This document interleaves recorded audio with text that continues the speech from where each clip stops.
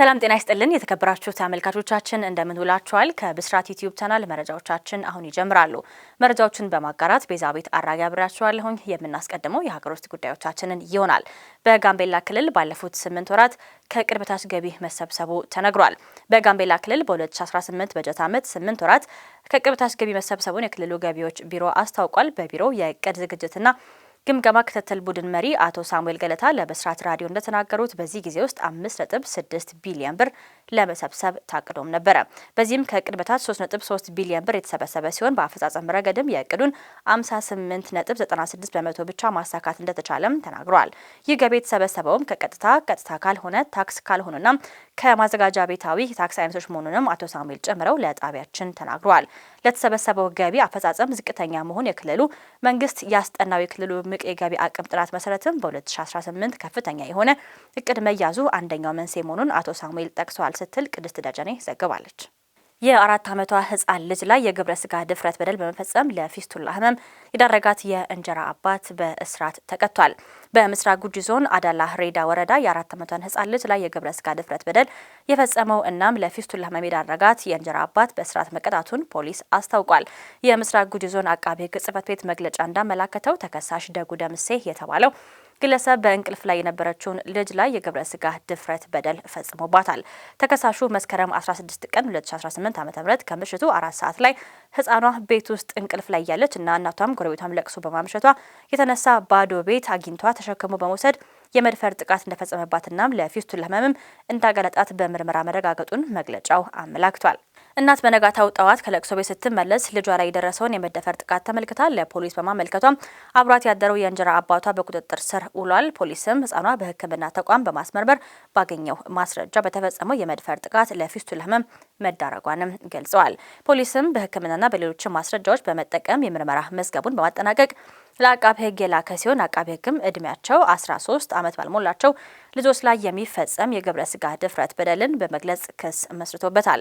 ክሱን የተመለከተው የምስራቅ ጉጂ ዞን ከፍተኛ ፍርድ ቤትም መጋቢት 23 ቀን 2018 ዓ.ም በዋለው ችሎት ተከሳሽ ደጉ ደምሴ እንደ አባት የምታየውን ልጅ ላይ ከባድ የጤና እክልና የአእምሮ ጉዳት በማድረሱ በ18 ዓመት እስራት እንዲቀጣ የወሰነበት መሆኑን የአቃቤ ህጉ መግለጫ አመላክቷል ስትል ሰማር አለባቸው ዘግባለች። ክቡራትና ክቡራን ወደ ባህር ማዶ መረጃችን ስንሻገር ትራምፕ ኢራን ከስምምነት ላይ ካልደረሰች በአንድ ምሽት እንደሚያጠፏት ዝተዋል። የአሜሪካ ፕሬዝዳንት ዶናልድ ትራምፕ ኢራን የዓለማችን ወሳኝ የሆነውን የነዳጅ መተላለፊያ የሆርሙዝ ወሽመጥን እንድትከፍት ባስቀመጡት ቀነ ገደብ የማትስማማ ከሆነ በአንድ ሌሊት እንደሚያጠፏት አስጠንቅቀዋል።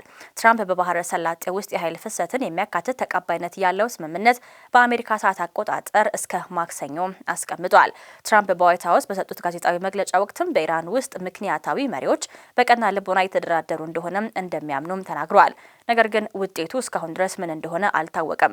ኢራን ጊዜያዊ የተኩስ አቁም ስምምነት ላይ የቀረቡ ሀሳቦችን ውድቅ አድርጋ በምትኩ ግጭት በቋሚነት እንዲቆምና ማዕቀቦችም እንዲነሳ ጥሪ አቅርባለች። ትራምፕ ጋዜጣዊ መግለጫውን የሰጡት ከአሜሪካ ጦር ኃይል የጋራ እዝ ሊቀመንበር ጀኔራል ዳን ኬንና የመከላከያ ሚኒስትሩ ፒት ሄግሴት ጋርም ነው። ባለስልጣናቱ መግለጫው የሰጡት የአሜሪካ ጦር በደቡባዊ ኢራን የተከሰከሰው ኤፍ-15 ተዋጊ አውሮፕላን አብራሪና የመሳሪያ ስርዓት ባለሙያን በተሳካ ሁኔታ ማዳን ከተቻለም ከጥቂት ቀናት በኋላ ነው። የትራምፕ አብዛኛዎቹ አስተያየቶች የበረራ አባላቱን ለማዳን የተደረገውን ጀግንነት ማሞካሸት ላይ ያተኮረ ሲሆን የሆርሙዝ የባህር ወሽመጥ ማክሰኞ በተያዘለት የጊዜ ገደብ እንደገና ካልተከፈተ አሜሪካ በኢራን ላይ የኃይልና የትራንስፖርት መሰረተ ልማቶች ላይ ጥቃት ልትሰነዝር እንደምትችል በድጋሚ አስጠንቅቀዋል። መላው ሀገሪቱ በአንድ ሌሊት ሊጠፋ ይችላል፣ ያ ምሽት ደግሞ ነገ ማታም ሊሆን ይችላል ሲሉ ሰኞ ዕለትም ተናግረዋል። የጊዜ ገደቡ ካለፈ በኋላ ኢራን ወደ ድንጋይ ዘመን ትመለሳለች ሲሉ ትራምፕ አክለዋል። ድልድይ አይኖራቸውም ያሉት ፕሬዝዳንቱ ትራምፕ ምንም አይነት የኃይል ማመንጫም አይኖራቸውም ሲሉም ዝተዋል።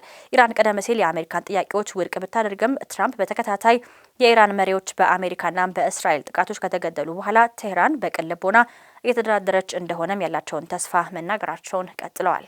የዩናይትድ ስቴትስ የህግ አውጪዎች ትራምፕ ከስልጣን እንዲወርዱ ጥያቄን አቅርበዋል። የአሜሪካ ህግ አውጪዎች የትራምፕ አስተዳደር አባላት ፕሬዝዳንቱ ማንሳት ካልቻሉ የስልጣን ሽግግር የሚደነግገውን 25ኛውን የአሜሪካን ህገ መንግስት ማሻሻያ ማድረግ ከስልጣን እንዲያነሱም እየጠየቁም ይገኛሉ። የአሪዞና ኮንግረስ አባል የሆነችው ያሳሚን አንሳሪ 25ኛው ማሻሻያ በትራምፕ ላይ እንዲተገበር ጥሪም ካቀረቡ ባለስልጣን መካከልም አንዷ ናቸው። ትራምፕ አስከፊ ህገወጥ ጦርነት እያባባሱ ነው፣ ግዙፍ የጦር ወንጀሎችን እያስፈራሩና በኢራን ውስጥም የሲቪል የሲቪል መሰረተ ልማቶችን ኢላማ አድርገዋልም ብላለች። ባለፉት 48 ሰዓታት ውስጥ ብቻ ትራምፕ ያስተላለፉት ንግግር ሁሉንም መስመር አልፏል በማለትም አንሳሪ በኤክስ ገጿ ላይ አስፍራለች።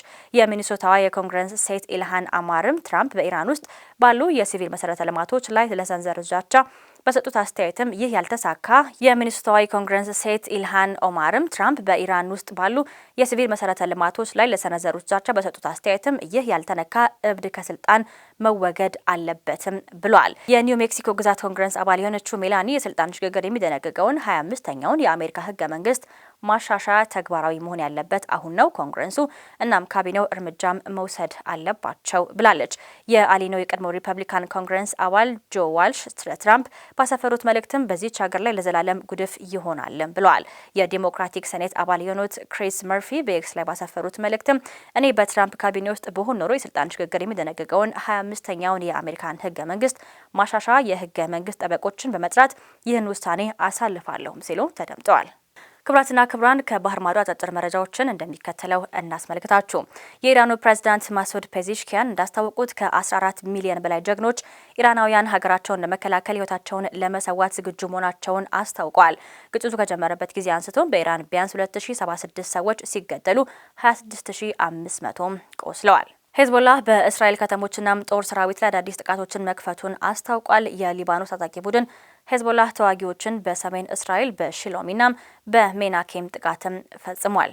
አሜሪካና እስራኤል በኢራን በአልቦርዝ ግዛት ላይ በፈጸሙት ጥቃት ከተገደሉት 18 ሰዎች መካከል ሁለቱ ህጻናት ናቸው። ከመንግስት ጋር የተቆራኘው የፋርስ የዜና ወኪል እንደዘገበው የአልቦርዝ ግዛት ምክትል አስተዳዳሪ መሞታቸውን በመግለጽም ሌሎችም 24 ሰዎች ቆስለዋል ነው ያለው። የእስራኤል ጦር በደቡብ ምዕራብ ኢራን በሺራዝ የሚገኘውን የፔትሮኬሚካል ተቋምን መምታቱን አስታውቋል። ጦሩ በመግለጫው ናይትሪክ አሲድ ለኢራን የሽብር አገዛዝ የጦር ኃይሎች የተመረተበትን የፔትሮኬሚካል ተቋምን መምታቱን አስታውቋል።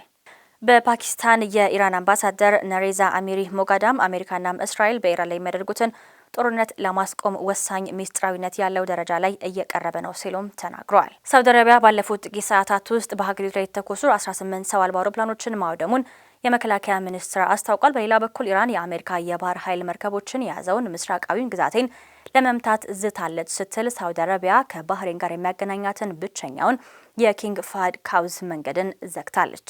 የአሜሪካው ፕሬዝዳንት ዶናልድ ትራምፕ የሆርሙዝ የባህር ዳርቻ እስከ ማክሰኞ የቀኑ መጨረሻ ድረስ ሙሉ በሙሉ ካልተከፈተ በጥቂት ሰዓታት ውስጥ የኢራን የኃይል ማመንጫዎችና ድልድዮች ሙሉ በሙሉ እንደሚፈርሱም አስጠንቅቀዋል። የባህሬን መከላከያ ኃይል እዝ የአየር መከላከያ ስርዓቱ ግጭት ከጀመረበት ጊዜ አንስቶ ከኢራን የተወነጨፉ 188 ሚሳይሎችንና 477 ሰው አልባ አውሮፕላኖችን በመጥለፍ ማውደሙን አስታውቋል። የኢራን የባህል ቅርስ ሚኒስቴር ለዩኔስኮ ዋና ዳይሬክተር የተባበሩት መንግስታት ድርጅት እስራኤልን የኢራንን የባቡር መስመር ለማጥቃት የምታደርገውን ስጋት እንዲያወግዝ በመጠየቅ ደብዳቤ ልከዋል ሲል የኢራን የዜና ወኪል አስታውቋል።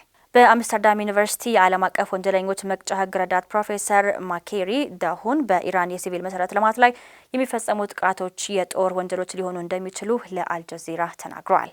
ክብራትና ክብራን ከብስራት ዩቲዩብ ቻናል መረጃዎቻችን ነኝ ነበሩ። መረጃዎቹን በማጋራት ቤዛዊት አራጌ አብራችሁ ቆይታ አድርጌያለሁኝ። ፈጣን መረጃዎችን ለማግኘት የብስራት የዩቲዩብ ገጽን ላይክ፣ ሼር እንዲሁም ሰብስክራይብ ማድረግ እንዳይረሳ። መልካም ውሎ።